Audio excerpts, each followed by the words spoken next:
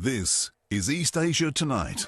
Good evening, I'm Mateli Edwards. Tonight's top stories from East Asia. U.S. President Trump urges China to quadruple U.S. soybean orders ahead of the expiry tomorrow of a tariff truce. New tariffs over China's Russian oil purchases are also under consideration but not confirmed.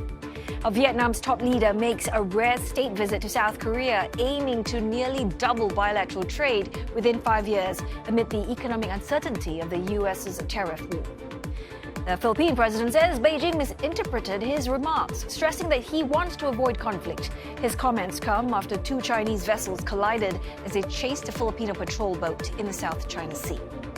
And Japan expands its highest-level rain warning to cover more of Kumamoto Prefecture. Millions of residents across 7 prefectures are urged to evacuate amid flooding risks.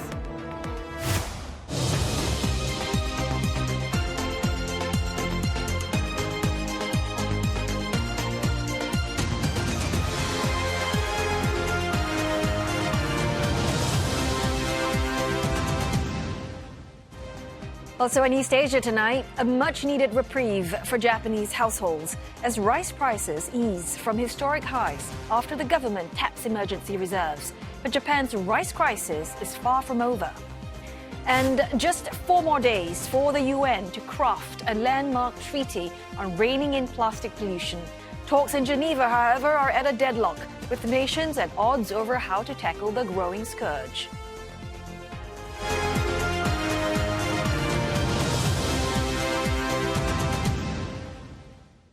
Our trade tensions between the U.S. and China at a critical point. Steep tariffs between the two superpowers could return tomorrow unless an 11th-hour deal is struck or an extension agreed on. Now, the trade war traces all the way back to January when U.S. President Donald Trump took office, aiming to reshape global trade rules. His goal, reversing the U.S. trade deficit, and China was his primary target. And then in February, the American leader imposed 10% tariffs on Chinese imports. The move is aimed at curbing fentanyl smuggling. Now, he also ended the de minimis exemption that allowed low-value Chinese packages to enter the U.S. duty-free. China hit back with 15% tariffs on U.S. coal and LNG and 10% on crude oil, agricultural machinery, and vehicles. Beijing also tightened export controls on rare earth minerals. Well, the next month, Mr. Trump raised tariffs on China to 20%, adding 10% more over illegal opioid imports. Now, China countered with 15% tariffs on U.S. chicken, wheat, corn, and cotton, plus 10% on products including soybeans and dairy. Then came April 2nd, Liberation Day. The U.S. president announced tariffs on more than 180 countries, including an extra 34% on China. Beijing reiterated with more tariffs and rare earth export controls. And by the end of April, tariffs between the two nations reached triple digits. A breakthrough, however, arrived in May when both sides struck a 90-day trade truce in Geneva. The U.S. lowered its tariffs to 30% from 145%. Well, China cut its rates to 10%. That deal ends tomorrow. So far, there is no official word on extending the deadline, but other factors are also at play. Among them, the U.S. is considering new tariffs on China over its Russian oil purchases, though no firm decision has been made. Meanwhile, the U.S. leader is urging China to quadruple its soybean imports from the U.S. He calls it a way for Beijing to substantially reduce its trade deficit with Washington. China is the world's largest soy importer. And we've got Roland Lim standing by with more on the U.S.-China tariff truce. Roland, right now it seems that there is little indication from the White House on what course the truce is going to take. So does that mean like no news equals good news? Well, of course not. I mean, the no news means more uncertainty. And as, of course, you well know, markets don't like uncertainty. But for now, an official tariff extension hangs in the balance. Now, experts widely expect a summit between President Trump and President Xi to take place in Beijing in the coming months. They also suggest a trade deal could involve China committing to ramping up purchases of U.S. goods, particularly energy, agricultural goods, and potentially semiconductor and chip-making equipment. And it may also require the US relaxing its export controls on chips. For more on the market implications, we're joined by Zhou Hao. He is Chief Economist at Guotai Jinan International. Zhou Hao, good to have you on the show. Now, Trump has urged China to quadruple US soybean exports. Does this point to growing unease among farmers that they would have to bear the brunt of increased tensions with China if no deal is reached? Well, I think, at the beginning, I always mentioned that basically a solid trade deal between China and the US is very unlikely. So I think, the market basically knows that, there might be an unsolid deal. And now the market is kind of prepared for maybe there's no deal for the next few quarters. But to be honest, if you look at the market does not really care about whether there will be a deal or no deal, which means that basically the market believes that even there might be a deal, this won't be lasting for long, and even without a deal, something might happen or a trade truce can also be reached maybe. So I think from all this kind of perspective, we know that basically the relationship between China and the U.S. will be sour for long, and the trade deal won't address any fundamental issues there. So I think investors turn their attention to something else. Maybe a deal or tariff deal or not. What kind of sector will continue to benefiting from both China and the U.S. For example, investors are not looking at inflation in the U.S. for now. They're looking at the tech sector. And also in China's side, investors look at basically the consumption or kind of government support as well. So I think the market is very smart. Basically, market knows that something will not happen and something might happen. Zhou Hao, I want to zoom in on those AI chips there. China wants the US to ease export controls on this critical component. Do you actually see that happening? Well, to be honest, basically every day a lot of news, coming up. This morning when I wake up, I say, okay, guys, if you want to export chips to China, you have to pay 15% to U.S. government. I think, basically both sides knows that China's market is big. If the U.S. let China to develop its own kind of chips, it might be on one day China will have its own AI chips. Maybe it's not as advanced as the U.S. side, American made in the United States, but that will definitely help China to enter into another kind of a stage of development. So from this kind of perspective, I think Microsoft already did a very good example for the rest of the world. If you want to kill the whole industry, you have to make everything cheap or free. So I think in this case, this will be a battle between China and the U.S. And China will try to catch up, and the U.S. will try to make things more difficult for China. Speaking of making things difficult for China, what do you make of the latest quid pro quo arrangement between the US government and NVIDIA and AMD? Is it a measure to bring jobs and revenue to the US, or indirectly making doing business in China more difficult? Well, it's very difficult to say. I think if you read everything from Trump, every day he's saying that bring the job back to the United States. But on the other hand, if you look at the job market, looks like it's very kind of tight in the United States as well. So I think these all kind of tactics or kind of statement from the United States government as well as usual. Basically, I think AMD also have to think about the China market is big. You don't want to lose this kind of market share, and the U.S.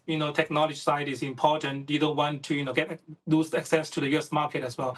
So everyone is trying to find a balancing point from this kind of perspective. I think in this case, AMD just every day they're doing the same thing, which is try to find a balance between the two governments and try to also appease the investors and the shareholders, which means that they have to try their best to seize the opportunity to grow up in both U.S. and China in the foreseeable future. Zhou Hao, also just looking at, how if this truce, right, ends tomorrow and the tariffs are going to jump back to 125% for China and 145% for the U.S., help us understand what's the real world fallout here. Are we looking at major hits to U.S. farm exports or further strain on Chinese supply chains? Well, as I mentioned earlier, basically at the beginning, nobody believed that there will be a solid trade deal, but also in the meantime, nobody believed that the tariff will really go to 100%. So I think maybe probably we'll find a kind of midpoint, maybe 30 to 40% will be the new kind of equilibrium or new norm in the future.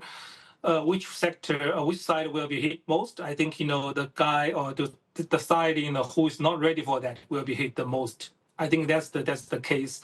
Basically, China will try to diversify its export destinations, but the U.S. try to also diversify its imports kind of imports kind of countries. And in the meantime, basically, U.S. will have to produce more domestically. So I think this is kind of long-lasting kind of competitional game, and it's very dynamic. But everyone needs to be well prepared for, like Roland mentioned at the beginning, most of the uncertainties, and has to be ready for kind of something really unexpected to be happening. Zhou Hao, appreciate the analysis. That was Zhou Hao, Chief Economist at Guotai Jian'an International. And I'll have more business news in a moment, but for now, it's back to Otelli. All right, catch up with you in a short bit, Roland. Now, in other news, Vietnam's top leader, General Secretary To Lam, is in Seoul for a rare state visit, the first under South Korean President Lee Jae-myung's new administration. Well, the two leaders pledged to boost cooperation, largely on the economic front. 또한 양국은 베트남에 진출해 있는 약 1만 개의 우리 기업들이 베트남의 경제 발전과 양국 간 상생 협력에 기여한다는 데 인식을 같이 하였으며 저는 베트남 내 우리 기업들의 안정적인 경제 활동을 위한 지속적 관심을 요청하였습니다. Hai bên nhất trí tiếp tục tạo thuận lợi cho thương mại, mở cửa thị trường cho hàng hóa của nhau, qua đó góp phần hoàn thành cái mục tiêu kim ngạch thương mại song phương đạt vào 150 tỷ đô la Mỹ vào năm 2030. During his four-day trip, To Lam is expected to sign at least 10 agreements from nuclear and renewable energy to infrastructure, including high-speed rail. It comes against a backdrop of new U.S. tariffs, 15% on South Korean goods and 20% on Vietnamese imports, adding uncertainty to the two countries' business outlook. Let's take a look at what their current relationship is worth. South Korean companies have historically been the biggest investors in Vietnam. They have poured in $92 billion as of last year, mainly in factories. Korean companies have built their presence in Vietnam as manufacturing costs in China went up, along with political risks and competition. A top investor is Samsung, which produces more than 60% of its phones in Vietnam. Samsung's biggest overseas industrial operations are here, and a lot of the phones it makes and exports from Vietnam go to the US. Vietnam is South Korea's number 3 export destination after China and the US. Seoul and Hanoi have a free trade deal in place since December 2015 and a double taxation avoidance agreement since 1994. Vietnam also stands out as a prime export hub for multinationals because of its lower labor costs, generous tax incentives, and a free trade pact with dozens of countries. But it's now getting flack from US President Donald Trump as a transshipment hub for Chinese goods, going through Vietnam to avoid higher tariffs. Hanoi has managed to negotiate a 20% tariff rate with Washington, down from 46% threatened earlier. But transshipped goods will still get 40%. The Vietnamese party chief's South Korea visit comes at a time when the two countries are racing to mitigate the impact of US tariffs. And for more insights on the Vietnamese leader's visit to South Korea, we will be speaking with Nguyen Ka Giang, visiting fellow at the Vietnam Studies program at IC's Yusof Ishak Institute. a little later this hour.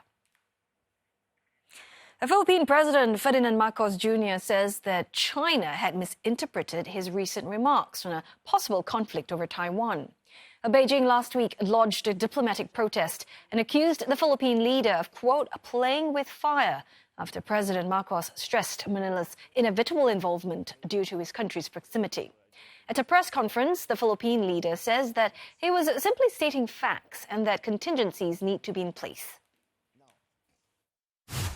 Despite our fervent wish to avoid any confrontation with anybody anywhere, war over Taiwan will drag the Philippines kicking and screaming into the conflict. President Marcos also stressed that his country will defend its territorial interests in the South China Sea, as Manila reports another clash between Philippine and Chinese vessels in the disputed waters. Philippine authorities say 2 Chinese ships collided while chasing a Philippine patrol boat near the Scarborough Shoal. It's the latest flare-up in their long-running territorial dispute. Sila mismo ang nagbanggaan at dahil dito na damage yung unahang parte ng barko ng China Coast Guard. And on our part, we even extended our intention to support man overboard and even provide medical attention. The Chinese Coast Guard said it took necessary measures on its part to expel Philippine vessels from waters around the contested area, calling the operation legitimate and legal. But there was no mention of the collision. The time now for a break, but coming up next on East Asia Tonight, the U.S. squeezing some concessions from American chip makers over China. And Goldman Sachs warns the burden of President Trump is increasingly going to shift to American consumers.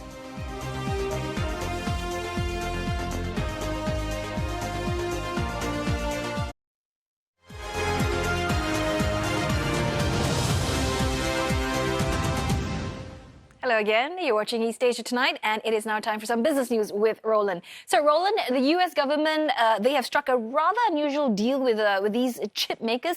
Tell us more about that. Unprecedented. Yeah, that's right, Oteli. The move is likely to unsettle big U.S. companies, including NVIDIA and AMD. Now, both the firms have agreed to give the U.S. government a big chunk of revenue from sales to China of advanced computer chips in exchange for export licenses to the Chinese market. Now, NVIDIA has agreed to share 15% of the revenues from H20 chip sales in China, and AMD would provide the same percentage from its MI308 chip revenues. Now, NVIDIA did not deny the agreement and only said that it follows rules set by the Trump administration to ensure their participation in global markets. Now, AMD did not respond to requests for comments. Last month, the U.S. lifted curbs on sales of some AI chips to China, and the deal today marks President Trump's latest intervention in corporate decision-making.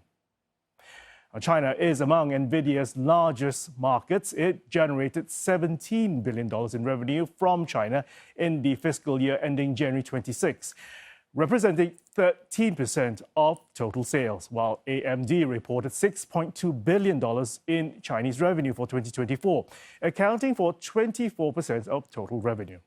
Now, NVIDIA took a $4.5 billion hit from its unsold H20 inventory in May and warned that earnings guidance for the July quarter would have been $8 billion higher if it weren't for the chip export curbs.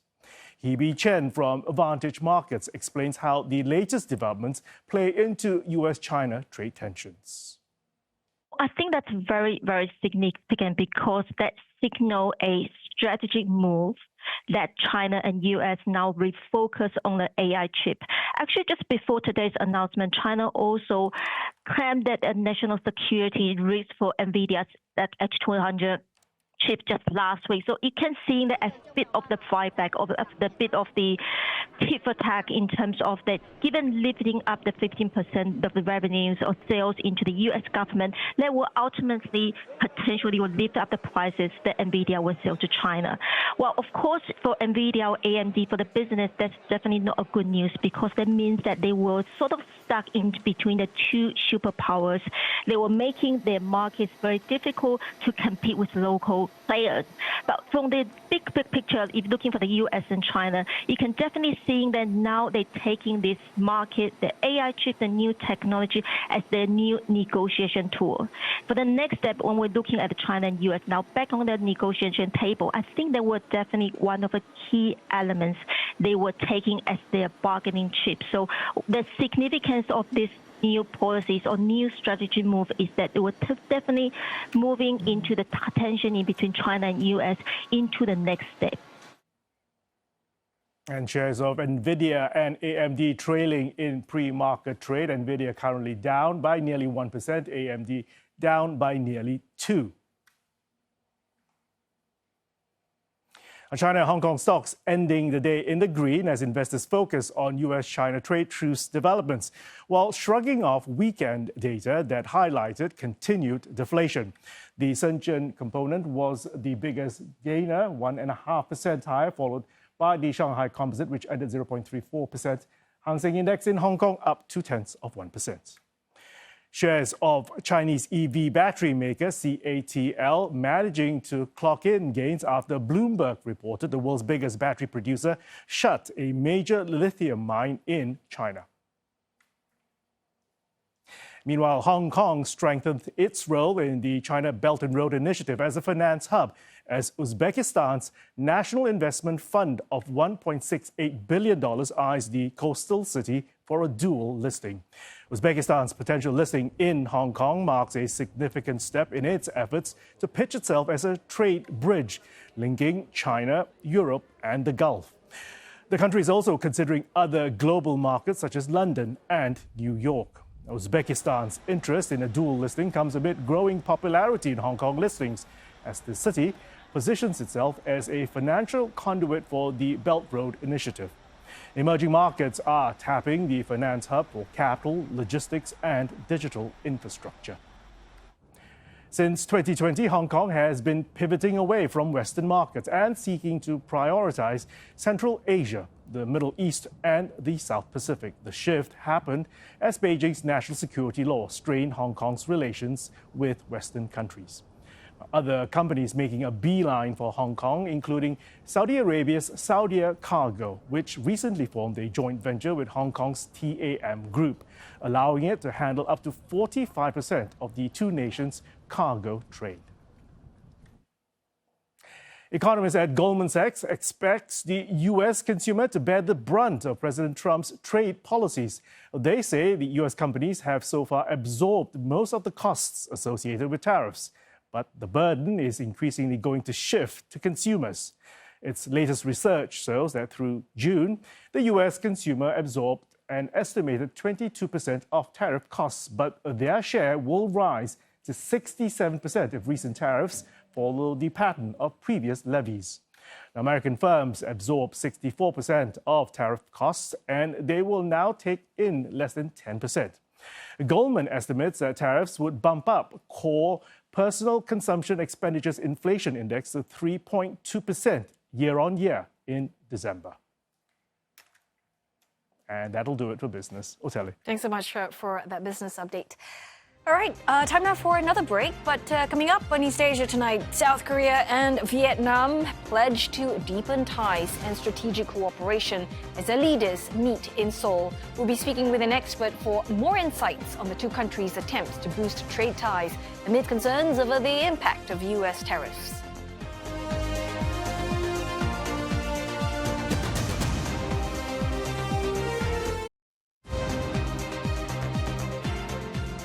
This is East Asia tonight, and here are the headlines we are following. U.S. President Donald Trump urges China to buy more American soybean as the deadline looms for a potential 11th-hour deal before mutual steep tariffs snap back in place. Manila says a China Coast Guard vessel collided with a Chinese Navy warship while chasing a Philippine Coast Guard vessel near the contested Scarborough Shoal.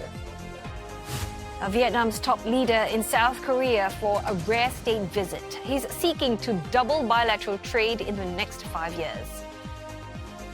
And for more insights into this, we now speak with Nguyen Ka Jung. He's a visiting fellow at the Vietnam Studies Program, IC's Yusof Ishak Institute.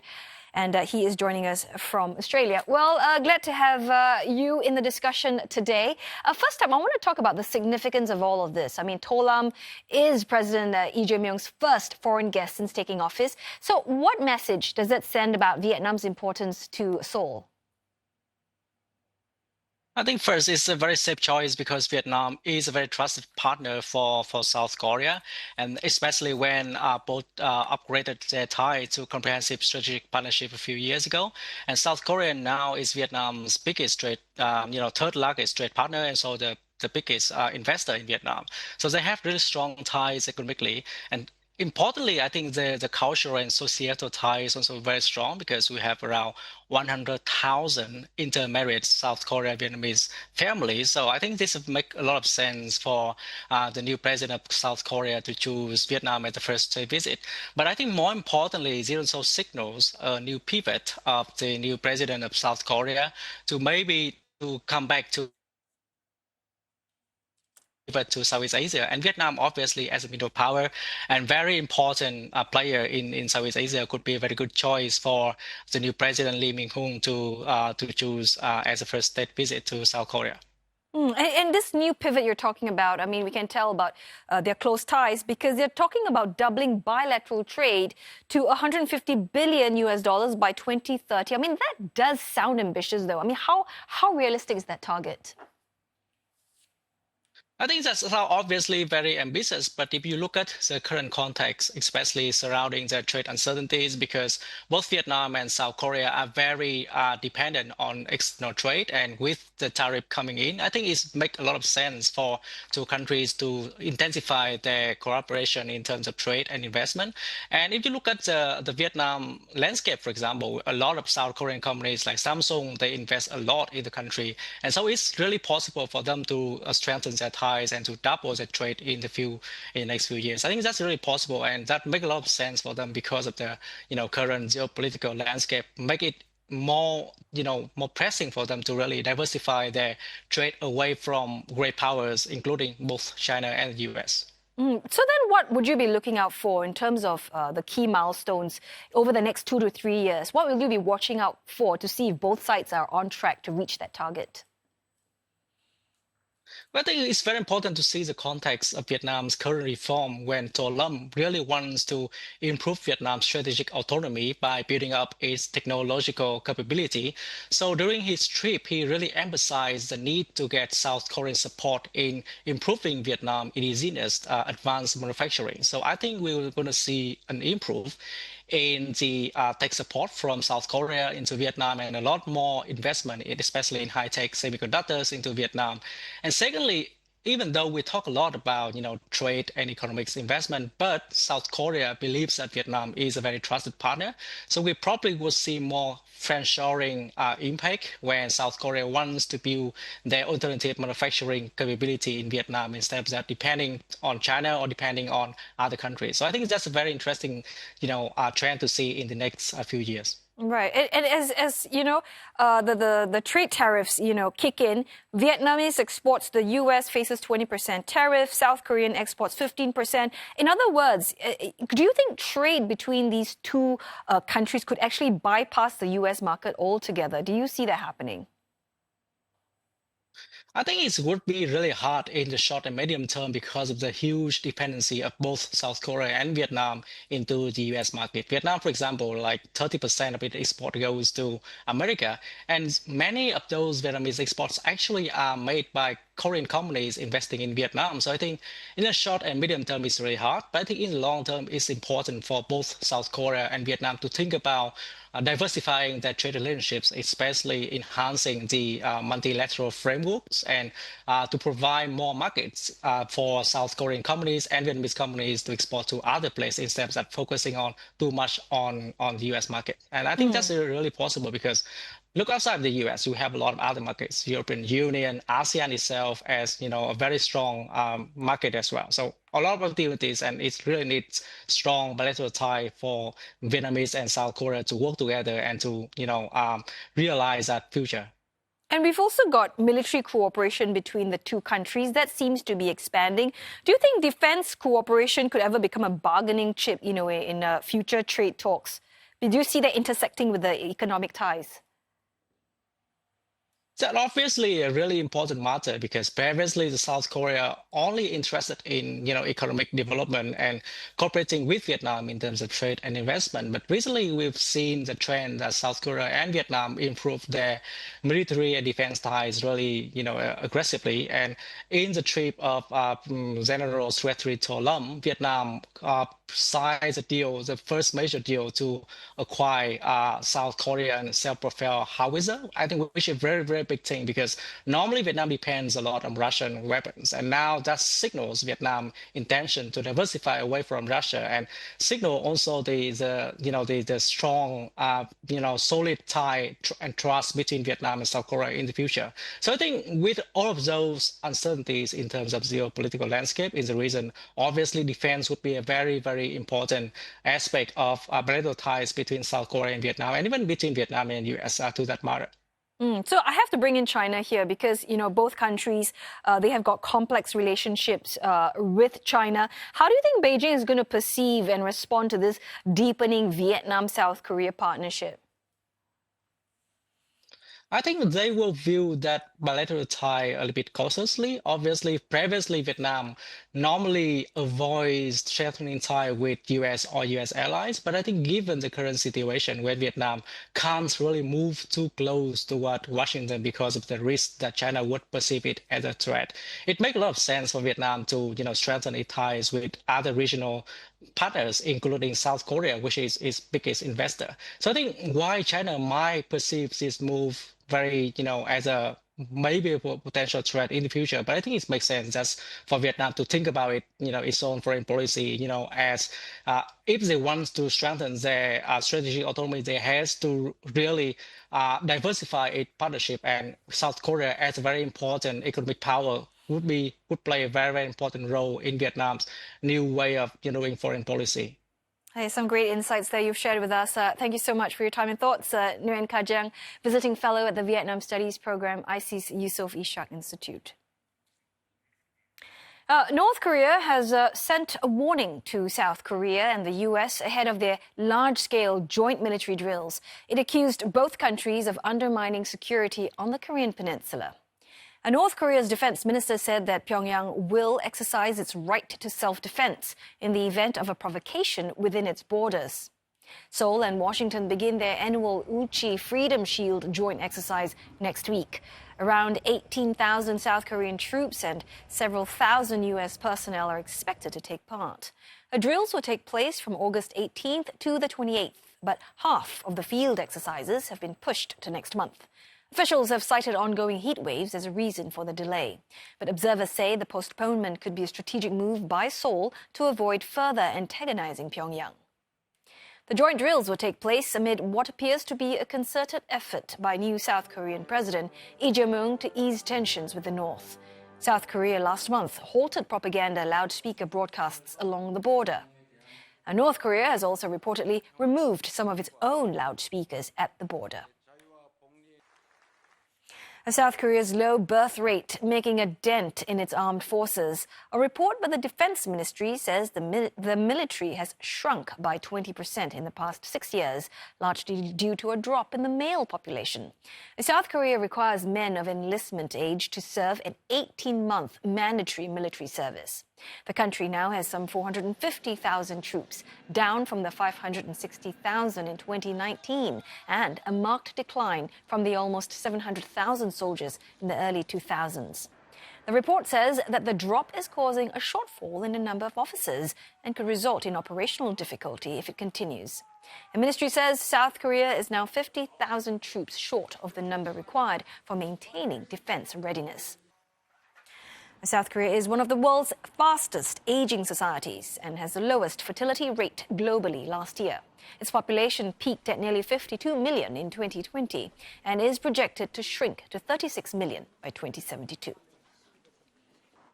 A South Korean court has decided to hold the insurrection trial of former President Yoon Suk-yeol in absentia. A Seoul Central District Court says the hearing will proceed even if the accused refuses to attend. Yoon is on trial for leading an insurrection and abuse of power since his brief imposition of martial law back in December. The former leader refused to attend hearings since they began in July, citing his health. He has been held in detention since then. Now, Yoon and his wife are also under investigation for alleged election meddling. Investigators had attempted to physically remove Yoon from the detention center for questioning in that case. The jailed former president resisted by taking off his clothes and laying on the floor. Now, the Seoul court says the detention facility has warned it would be difficult to bring Yoon to trial by force due to safety and human rights concerns. Insurrection convictions in South Korea carry a maximum penalty of life imprisonment or death.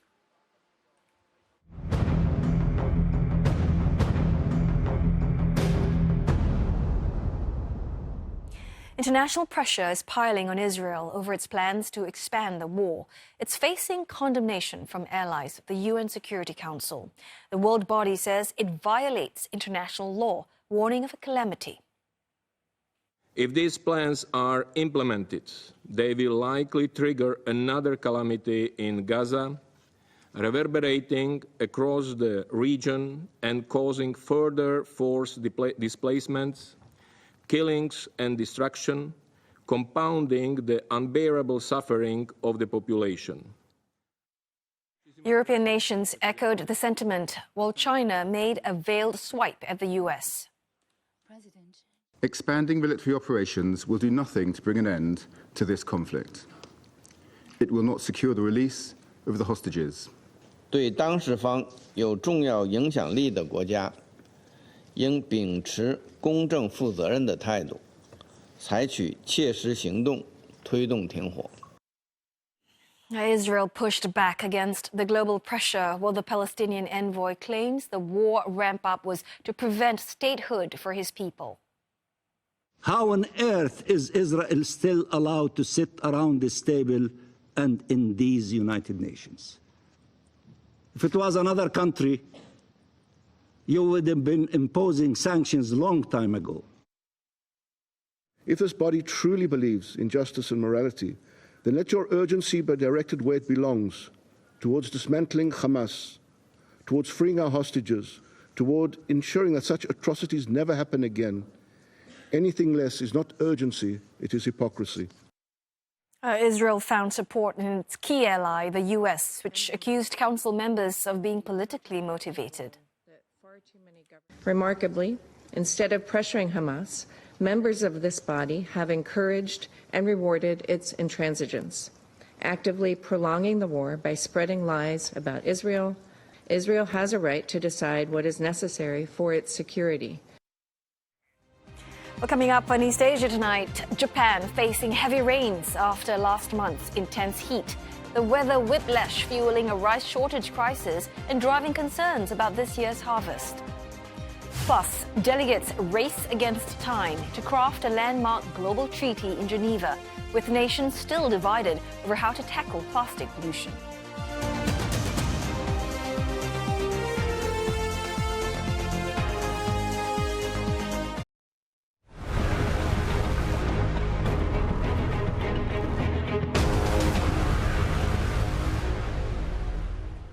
Rescuers in China's Gansu province are racing to find more than 24 people still missing. After heavy downpours triggered deadly floods last week, at least 13 people were killed. Disaster relief officials have mobilized more than 100 pieces of heavy machinery to expedite search operations, as roads damaged by the flash floods have since reopened. All affected villages are now accessible, with repaired road sections kept clear for aid supplies. Power supply has also been restored. And more than 10,000 people were evacuated yesterday. Those displaced were, or rather are, taking refuge in township resettlement centers or schools and hotels turned into temporary shelters. Well, Japan, meantime, has downgraded its heavy rain emergency warning for 7 municipalities in Kumamoto Prefecture. They're now either under a heavy rain warning or advisory. Well, this comes as intense downpours that have triggered floods and landslides ease. Millions of residents in Kumamoto and 6 other prefectures in the region have earlier been advised to evacuate from their homes. Many communities remain inundated. Surging rivers have swept away vehicles and damaged roads. Rescue operations are underway to find those reported missing. About 6,000 households are without power. Authorities are advising residents to put their own safety first. 大雨特別警報が発表されている地域の皆様方におかれましては、直ちに身の安全を確保してください。避難所までの移動がかえって危険な場合には、無理をなさらず、崖から離れた場所、浸水しにくい高い場所など、今おられる場所よりも安全な空間に緊急に避難するなど、命を守る行動を最優先していただきますように、強くお願いを申し上げます。The continuous rainfall has taken a toll on major transit links across the country. JR Kyushu, which serves Japan's southwest, has suspended all bullet train services through today. Japan Airlines has also cancelled more than a dozen flights in the area. Weather officials warn that more rain is expected in the region tomorrow. Well, the rains in Japan follow unusually intense heat last month, which officials say could severely impact this year's rice harvest. Rice prices have doubled, prompting the government to release its emergency rice reserves to ease a nationwide shortage. But while shoppers find relief, farmers and retailers are still unhappy about disrupting the fragile rice market. Crowds queue patiently outside a supermarket in Yokohama. This is where the government's emergency rice reserves are being released. The stockpile, typically saved for natural disasters, is now being deployed to ease nationwide shortages. Access is strictly controlled. Tickets are distributed to manage demand. Each household is limited to one bag. Prices of branded rice has surged more than 50% compared to last year. This reserved grain is more affordable and a relief for families hit by inflation. その前もちょっと1回輸入米カリフォルニア米ですかね、あれ1回だけ食べたんですけど、ちょっとやっぱり硬かったんで、ちょっと水分を多くしたんですけど、やっぱりちょっと硬いなっていうイメージがあったんで、じゃあ備蓄米出るんだったらこれにしようと思って1回試してみようと思って。The root of the crisis lies in the fields. A dry, hot summer last year hit rice production hard. In Chiba, farmer Hiroki Hagiwara surveys his land. He had hoped for a strong harvest this year, one that would let him invest in better equipment. But the release of reserves has changed the equation. 市場の米不足感がすごく強くなって、政府が備蓄米を放出するということで、一気にその期待というか、展望というものがなくなってしまって、また今年に関しては米が市場で溢れてしまって、価格が暴落しないかというところがすごく心配になってますね。はい。Rice retailers are also under pressure. They're expecting prices to fluctuate due to this year's uncertain harvest. 年間の計画である程度仕入れ量っていうのはもう毎年決まっていたんですけれども、普段来られないお客様ですよね、一元さんのお客様がたくさん増えまして喜ばしいことではあるんですけれども、その方たちにお分けする分と既存のお客様の分を確保しておかなきゃいけないっていうことですごく数量調整に悩まされた年でしたね。はい。Outside the store, a sign sets the rules. 5 kilograms per customer, apologies for higher prices. But beyond the storefront, calls are growing for the entire industry to modernize. 今まで手をかけて育てていたお米に対して耕地面積がもう見合わなくなってきてしまったので、どうしても大規模農業としてもう大きな機械を入れるとか作り方が変わってきてしまうんですね。でそうなることが果たして良いことなのか、もう本当にね、工業製品のように均一化した IT を使って同じようなものを毎年作ることがその農産物にとって良いことなのか、すごく議論が分かれるところではあります。As farmers adapt and households adjust, concerns remain on whether rice stays affordable enough to satisfy the appetites of all relying on rice for their daily diet. Taiwan's Met Agency says it will likely issue a sea and land warning Tuesday as severe tropical storm Podul approaches. Well, the storm is packing winds of more than 110 kilometers per hour as it tracks westwards and is expected to grow to typhoon strength over the coming days.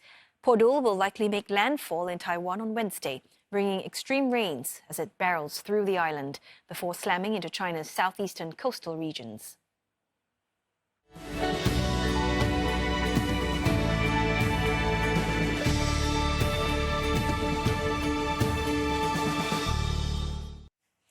Countries are still sharply divided over how to tackle plastic pollution, with 4 days left to hammer out the world's first global treaty in Geneva. Well, the first week of talks in Geneva had failed to produce a clear text, as nations were split over how ambitious the pact should be. Oil-producing nations and their allies want the agreement to focus on waste management. But a coalition led by the EU, African and Latin American countries and small island states is calling for tougher measures. And that include the phasing out of harmful chemicals, as well as reining in plastic production, which could triple by 2060. With progress in negotiations reportedly slowing, environmental groups warn that a weak treaty would be meaningless. Some 70 ministers and around 30 senior government officials are expected in Geneva from tomorrow, with hopes to help break the deadlock. If no breakthrough is reached, experts say the world could miss what they described as a once-in-a-generation chance to turn the tide on plastic pollution. And Ross Cullen tells us about some of the main sticking points behind this deadlock. Now, the countries are trying to agree, but there are lots of sticking points. Some of those include limits to cap production of single-use plastics, bans on chemicals believed to be harmful to human health, and also how to finance the implementation of this treaty if it is eventually agreed. The two main groups are those countries which are fossil fuel producers, which are plastic producers. They favour a treaty that is tilted more towards focusing on increasing the recycling of plastic and waste management, and there are other countries which are not fossil fuel producers which would like to see a limit on plastic production, actually reducing how much plastic we produce, therefore how much plastic we can consume, and how much plastic could end up as waste. Nearly half of all plastic waste does end up in landfill. Only 9% of the plastic that you and I use is actually recycled. 17% is incinerated. That produces noxious gases, and then 22% is mismanaged, which more or less ends up as the litter we can see in streets and cities around the world. So there is a real push for some nations to try to agree on a treaty focused on reducing plastic production, but other nations would like to see a treaty focused on increasing plastic recycling. And that wraps up Monday's edition of East Asia Tonight. Don't forget your headlines anytime at cna.asia, and look us up on Facebook and YouTube. Thanks for watching.